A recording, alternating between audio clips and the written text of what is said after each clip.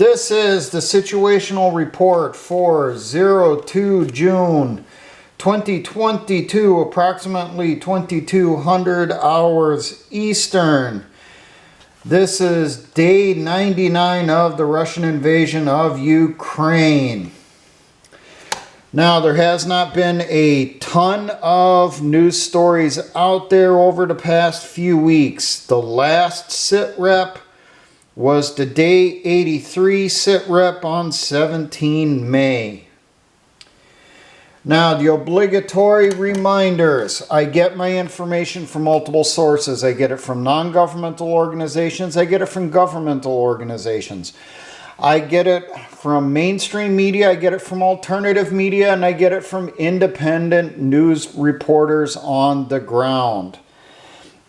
Also, I do not support Vladimir Putin and the oligarchs in charge of Russia. I also do not support Zelensky and the oligarchs in charge of Ukraine. And I damn sure do not support the Nazi fucking wannabes in the Ukrainian government and the Ukrainian military. There's more of them than just the Azov battalion. There's actually a lot of units that are just out and out die-hard Nazi ideologies, is a way to put it. Now, civilian casualties as of today reported by the United Nations.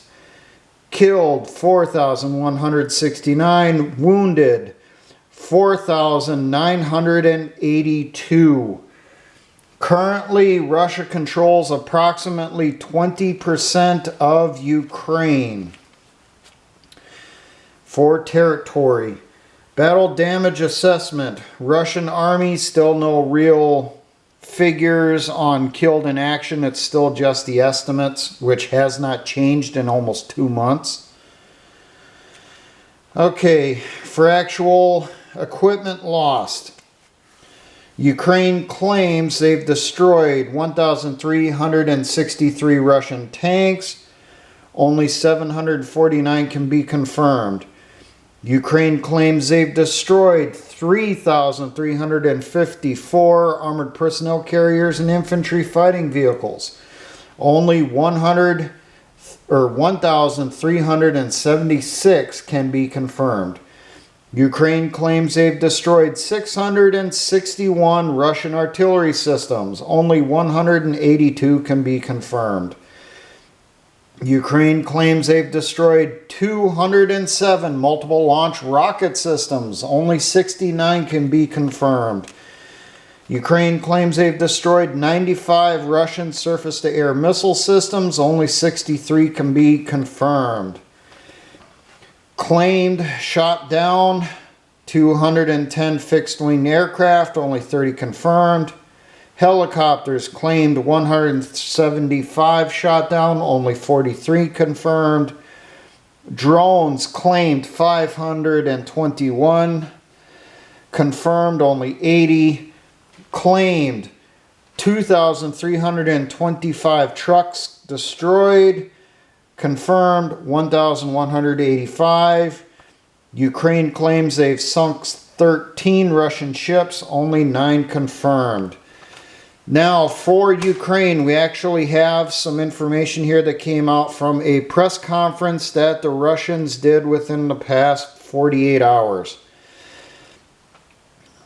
Now, Russia claims they've destroyed for tanks and armored vehicles 3,373. What can be confirmed?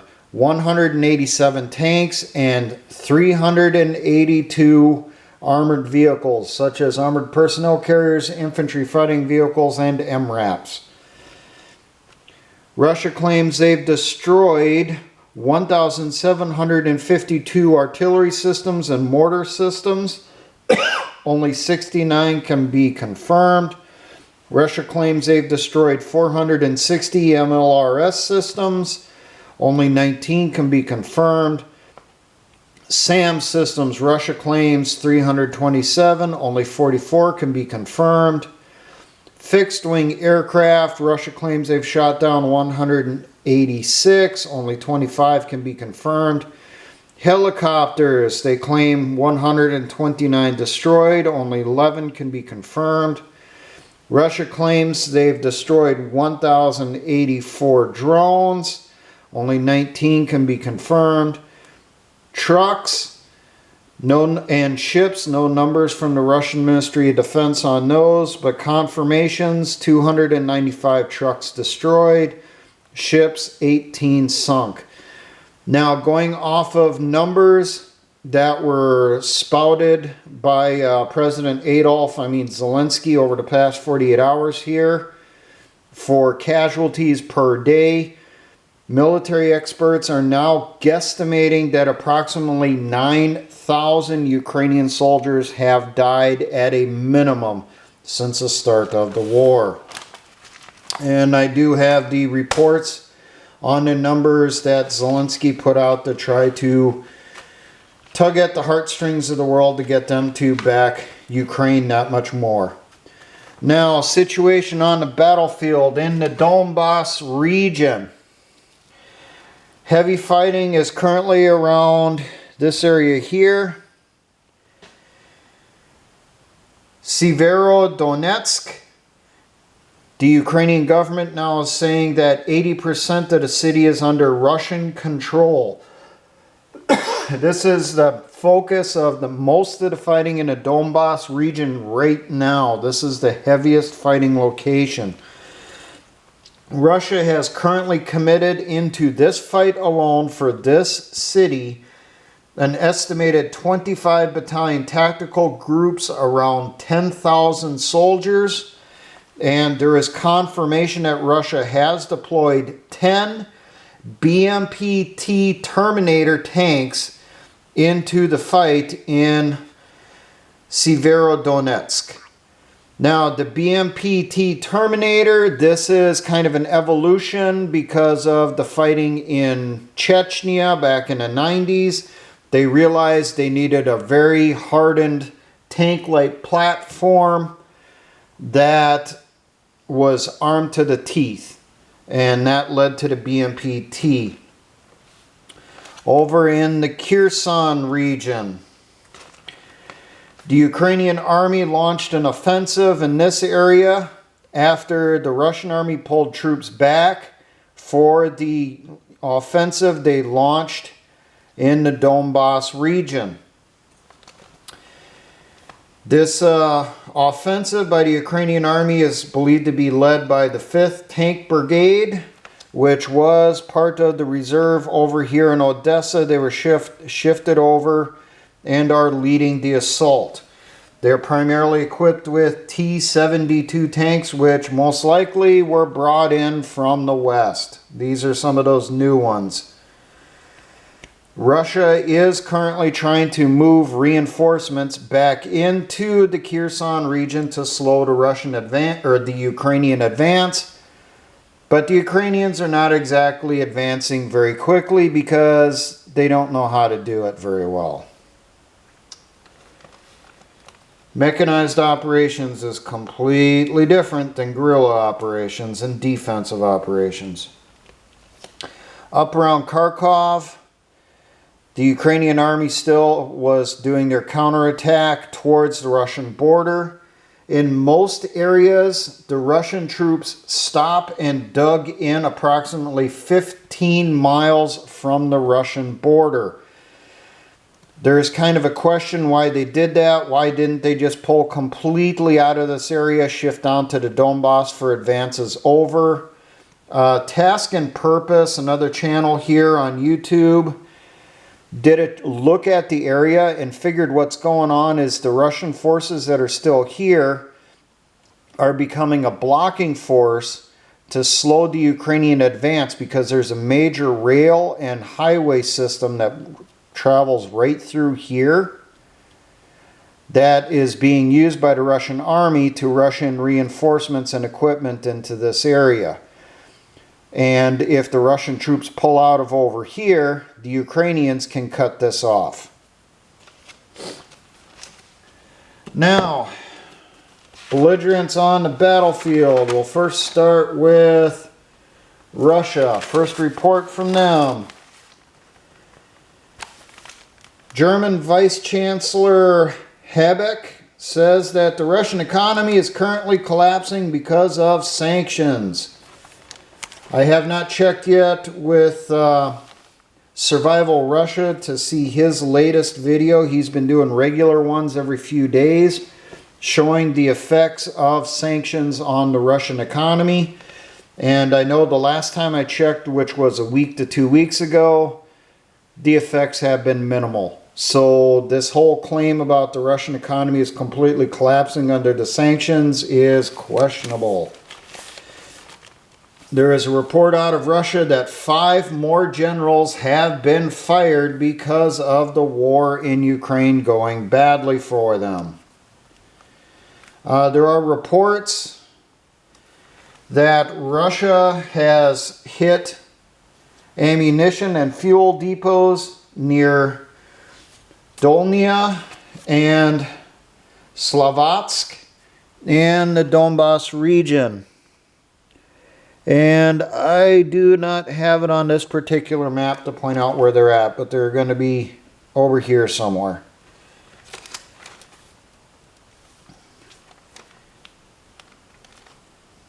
Okay, there is video and pictures showing that Russia may be shipping T-62 mics and T-62 Mike Victors, MVs, to the Donbass. This has not been confirmed. There was talk that this might be footage from 2018 from a military exercise. But people are checking into the actual Russian rail network. And it's kind of looking like these reports might actually be accurate. These might actually be going on now. Now, the Ukrainian Ministry of Defense stated that their intelligence shows that these tanks are going to reserve tactical groups for rear area use in the Donbass and for use in counterattacks against penetrations of the front lines. Now, there's kind of questions, why are they sending T-62s instead of T-72s? The thoughts are that these T-62 variants are ones that were recently removed from service with reserve units. They were used up until around 2018. Last known use was during that major exercise in eastern Russia. So the thoughts are that these tanks are still in good running order, didn't require as much maintenance to get them up to combat ready state, and they're being pushed forward to the rear areas behind the front lines. Probably they'll end up getting given to the, what is it, the DNR and the LPR forces in the Donbass, so that they have a commonality of tanks, at least amongst themselves. The ammunition and spare parts will not be the same at all with any of the tanks that are currently on the Russian front lines. And the next report I got for Russia. Russia is currently setting up a war crimes tribunal in Mariupol. It will be known as the Mariupol Tribunal. It is the first that they're going to hold to investigate and hear charges of war crimes. Now, the ones that are currently facing charges at this tribunal include Nazi units, Nazi members of the Ukrainian military, in particular the Azov Regiment, because there's a lot of allegations of them committing war crimes in and around Mariupol. So they're first and foremost that are going to be at these tribunals. They're also going to be hearing cases against foreign volunteers, which are not recognized by the Russian government as being members of the Ukrainian military, because the Ukrainian military does not even recognize them as being members of the Ukrainian military. So they're being classified as mercenaries. And a shocker, this tribunal will also be hearing cases against captured quote-unquote NATO instructors that were captured on the battlefield. Now, Russia is currently reporting that there are around 8,000 Ukrainian prisoners of war currently being held by Russian and DPR forces. Not all of them will be brought up on war crimes. Just ones that can be confirmed or is very likely participated in war crimes. That's what's currently coming out of Russia. Now, for Ukraine, it's now believed that approximately 959 Azovs had surrendered in Mariupol. The Ukrainian government wants to exchange Russian prisoners of war for the Azovs. The Russian government wants them investigated and those that are accused of war crimes to be tried. Crimes that they are going to be prosecuted for include charges of shooting civilians and also raping civilians. Now, reportedly, the Azovs that were captured in Mariupol are being held in a prison in Yelenovka in the Donetsk region. Now, another thing with the Azovs. The Azov battalion remnants have dropped the Nazi iconography from their unit patches. The Western media praised this as a dismissal of anything that might remotely relate them to the Nazis. And then they immediately pivoted and praised the Ukrainian military for adopting a new patch for their LGBTQ, LMNOIP, whatevers in their military. I shit you not, they created a patch with a unicorn on it that is to be worn by members of the Ukrainian LG whatever community. You know, they keep adding new letters to it all the time. Who the hell knows what it is today? So we have a uniform cat patch for anyone who likes their own sex. I fully expect that we will see a push for a similar type of thing in the U.S. military any day now because of this. Now, in Ukraine, in areas that have been secured by Russian forces, so these areas down in here, Ukrainian civilians are afraid to admit that their towns are being shelled and bombed by the Ukrainian military and not the Russians.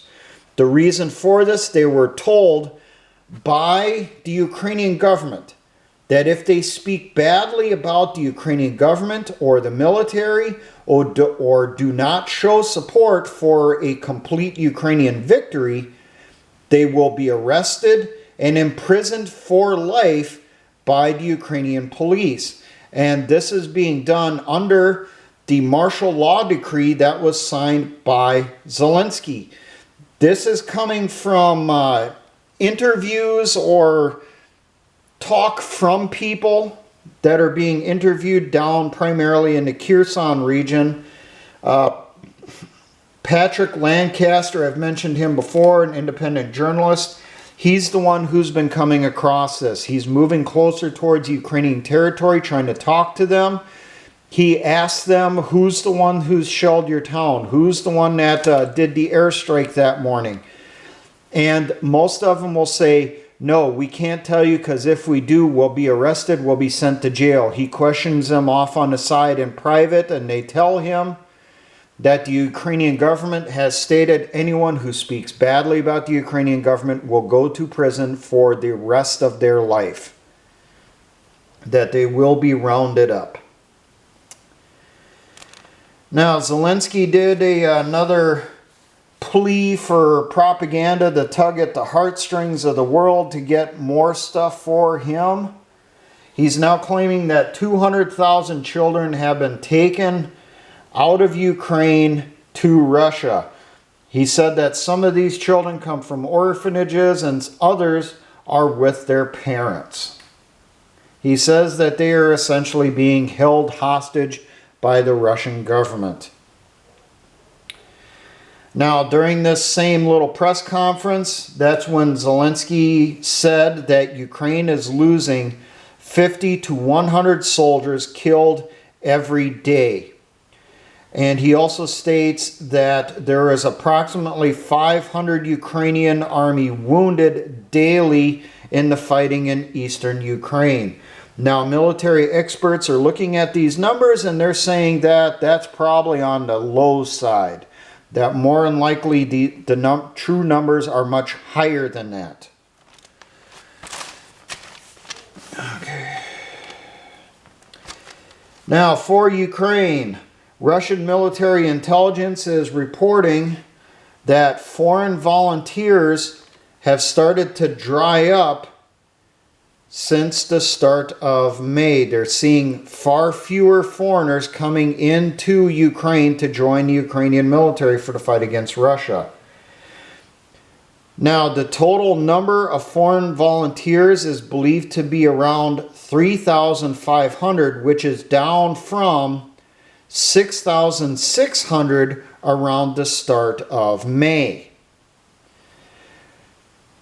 Now, prisoners of war that are being captured by the Russians who are foreign volunteers are still reporting the same thing that we heard a month and a half, 2 months ago, that the foreign volunteers are being used as cannon fodder. Whenever there is an assault by the Ukrainian military, if there is a unit of foreign volunteers there, they're always pushed to the front of the attack to absorb the bullets to cut down on Ukrainian casualties.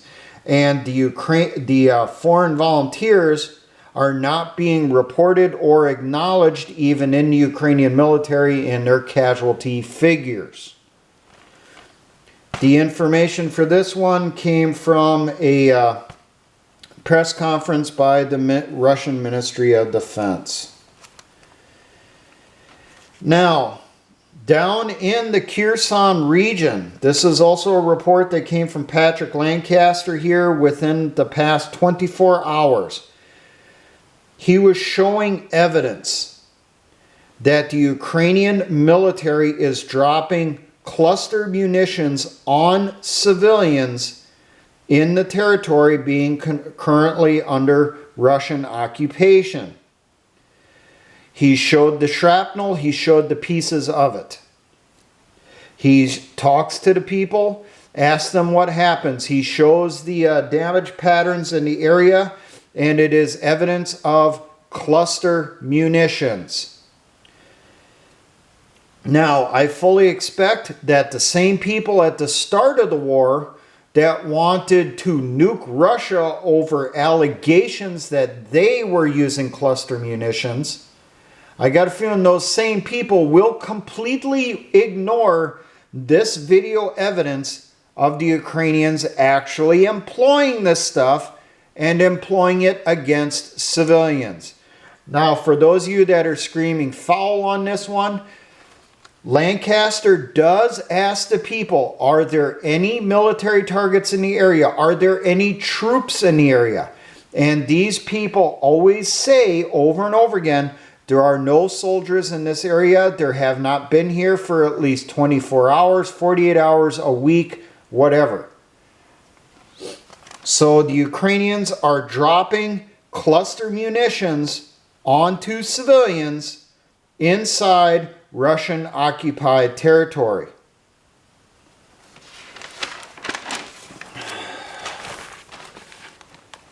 Now, we have a little confirmation here. I said before that there was rumors that members of the Ukrainian government were selling some of this equipment that was being donated by the West. Well, we got confirmation of it now. Someone actually had posted a screenshot from the dark web that the Ukrainian government is selling donated weapons on the dark web, to include javelins.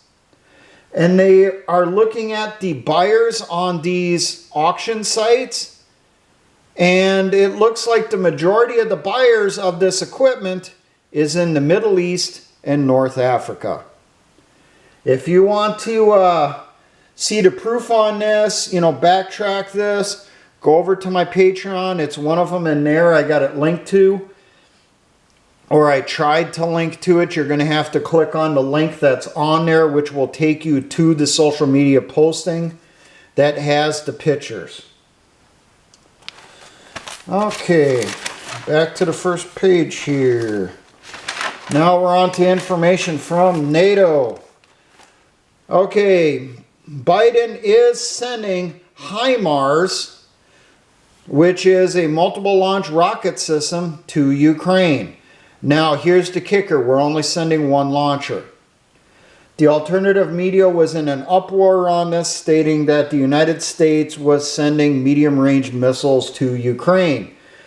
Russia, upon hearing that the United States was sending medium-range missiles to Ukraine, said that if this is done, it will bring open warfare between the United States and Russia. Then there was also reports that the Russian foreign minister said, if we send long-range missiles to Ukraine, Russia will nuke American cities. No ifs, ands, or buts, because at that point, Russia will consider the United States a belligerent, an active participant in the war. It's one of their little red lines, and they're saying, no further. If you go any further, you're going to have cities that are going to glow in the dark. Maybe people should start listening to what they have to say. Okay, Germany announced that they're going to be sending Iris-T air defense missiles and modern radar systems to Ukraine. This was an announcement by the German Chancellor to the Bundestag, I think today or yesterday, depending on your time zone. Okay, the United States is officially sending an additional $700 million in weapons from existing United States military stocks. This was announced this week. Included in this is the HIMARS launcher with rockets. They're stating that the rockets that are being sent will be ones that have up to a 70-kilometer range. But I should note here, the HIMARS can fire the same missiles as the US MLRS, and there are missiles that have ranges up to 300 kilometers. It wouldn't be the first time the United States has slipped stuff into the system or out of the system and into those shipments to Ukraine, and then we go, oops, we sent them the wrong stuff. So who knows for sure? Now, supposedly, the Ukrainian government stated that they will not use the HIMARS to hit targets inside Russia, that they will only use it against Russian military targets in Ukraine. But time will tell, and very few people, when you look at the international media, believe the Ukrainians will not use this stuff against targets in Russia. Now, the United States Pentagon also reported they are going to be sending 5 more counter-battery radars, likely Q-36 or Q-37s, 2 more air surveillance radars, 1,000 more Javelin anti-tank guided missiles, along with 50 more command launch units.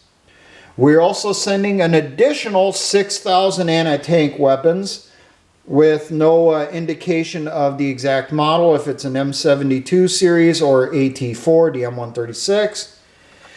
We're also sending 15,000 more 155 millimeter artillery shells. We're also sending an additional 4 Mi-17 HIP transport helicopters. Where they dug these up, I don't know. We're also sending 15 additional tactical vehicles with spare parts. No explanation of what type of tactical vehicle, if this is going to be some type of MRAP or is it going to be an up-armored Humvee. And we're reportedly also sending additional large stockpiles of Ta-50 to Ukraine. Okay, also under NATO here, the Estonian Prime Minister stated that any new sanctions against Russia will hurt the European Union more than it will hurt Russia. This came out apparently within the last 24 hours. There are photos out of Ukraine that Norway has transferred at least 20 M109A3 GN self-propelled howitzers to Ukraine. These are 155 millimeters. The A3, I think that's something from like the mid to late 1980s for a variant, so they are older. Sweden has announced that they are sending 95 million in euros of military equipment to Ukraine. Included in this will be anti-ship missiles, anti-tank weapons, 50 caliber rifles, and ammunition. Poland has made an announcement today that they will stop paying benefits to Ukrainian refugees starting July 1st. They instructed the Ukrainian refugees that they must either find jobs in Poland or return to Ukraine. Gee, I wish the United States would do that with the quote-unquote refugees we keep allowing in here, and we give them benefits forever. Now there's a report here that Greece will be formally sending former East German BMPs to Ukraine. These are ones that they had bought from Germany. They've been in the stocks of the Greek National Guard. Well, Greece now has the okay to ship the stuff to Ukraine. Germany announced that they will replace them with Marder infantry fighting vehicles. There's a report that came out here, and this is from that Telegram channel out of Russia also, that the United States is planning to send 4 MQ-1C Gray Eagle UAVs to Ukraine. This thing looks like a version of the Predator to me.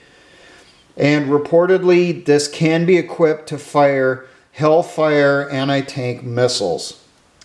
And finally, Britain will be sending US-made M270B1 MLRS launchers to Ukraine, since the United States is going to start sending HIMARS launchers to Ukraine, since they both use the exact same rocket pods. There you go. That's all the intel I was able to gather.